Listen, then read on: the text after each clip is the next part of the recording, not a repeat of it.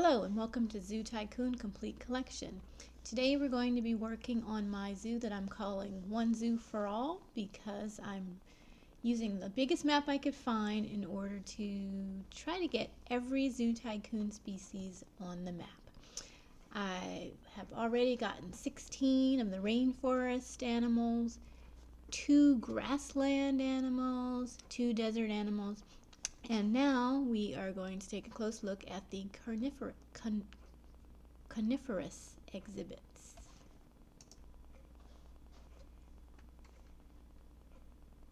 The animals included here are the moose, the Japanese serow, the black bear, and the Mexican gray wolf. So let's dive right in.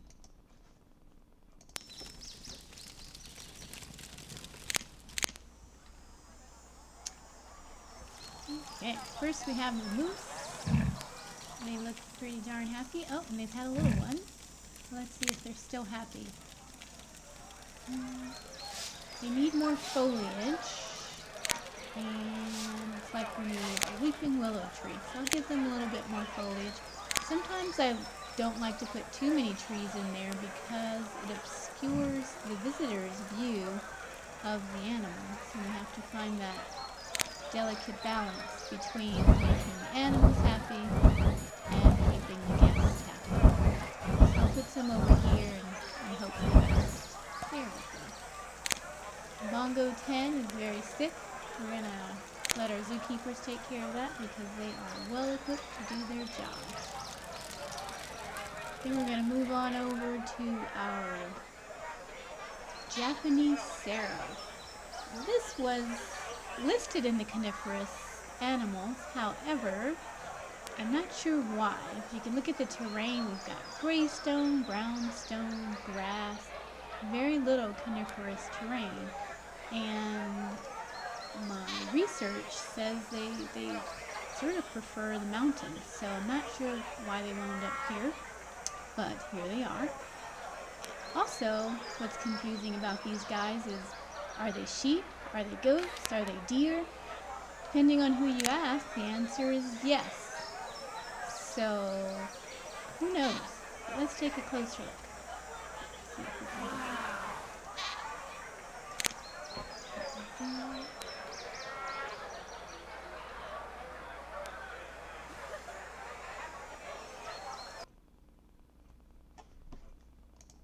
Oh, it looks like they've had a little baby.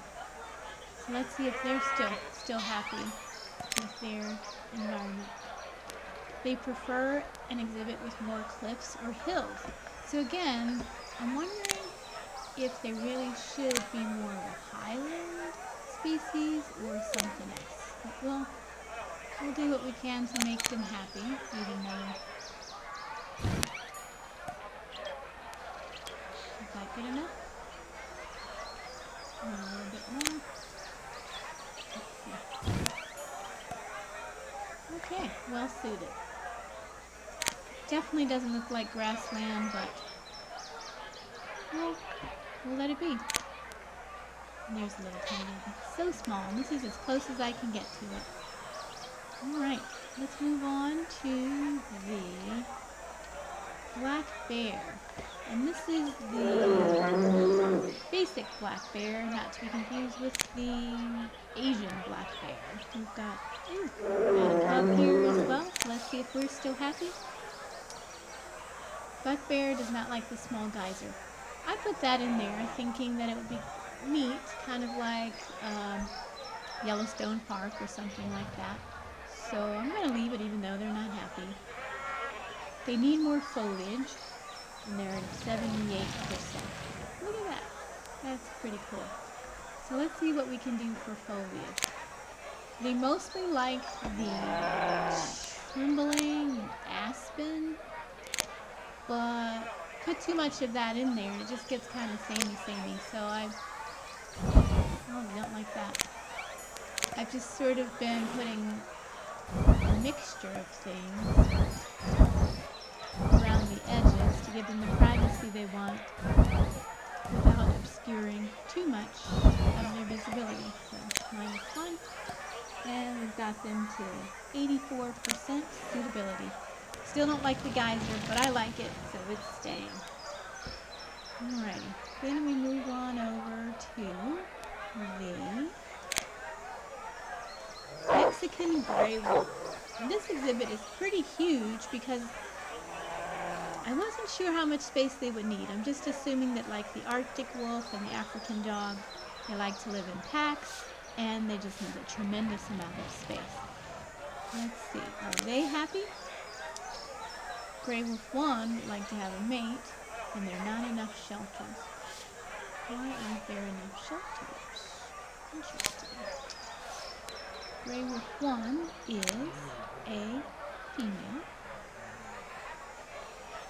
How many gray wolves, Mexican gray wolves do we have?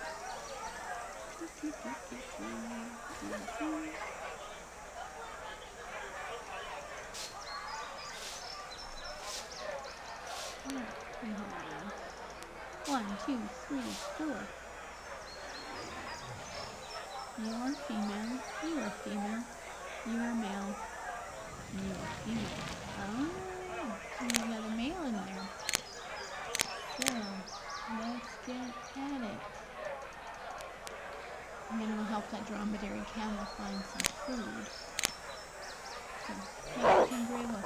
Oh, everybody's happy about that situation. And now there's definitely not enough shelters, so we'll get you into another rock cave. And you're well suited. I love that geyser in the background. The bear might hate it, but I love it. So let's go check in on dromedary camel and find out why we can't find any food. That's the Gemsbach. And what's your zookeeper doing? Breaking up food. Are you going to put down some food? It's right there. So let's see. Dromedary camel 3. Are you on your way over there? Taken care of. Camel 4 has given birth. So we need some more shelters. Let's give you a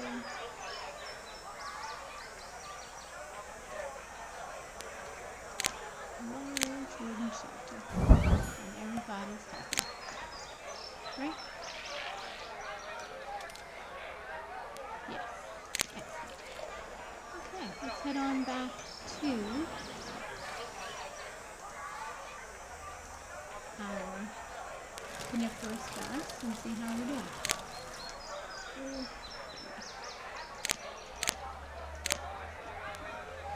One more time. Back to the coniferous forest.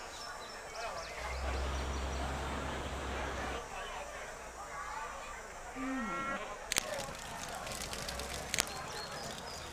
And with the moose, I saw that it was sort of a dead-end street, so I gave the guest a bit of a resting place with some food, gift shop, and these trees here that actually are rated high for their happiness level. And a little campfire, just because the forest tends to make me think of camping and being outdoors by a campfire. And here we are with these serow. They seem happy, but when I was trying to figure out more about them, I read that they actually prefer to live in caves.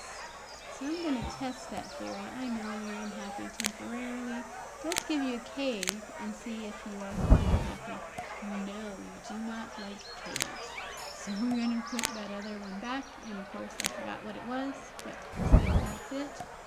Yes, it'll hold 6 of you, so we're good to go. Alrighty then. That concludes this episode as we're looking at the coniferous exhibits. I am going to do a little bit of housekeeping just to see if I can help my zookeepers out. And then we'll see you next time when I do the deciduous animal exhibits. Thanks for watching. Bye.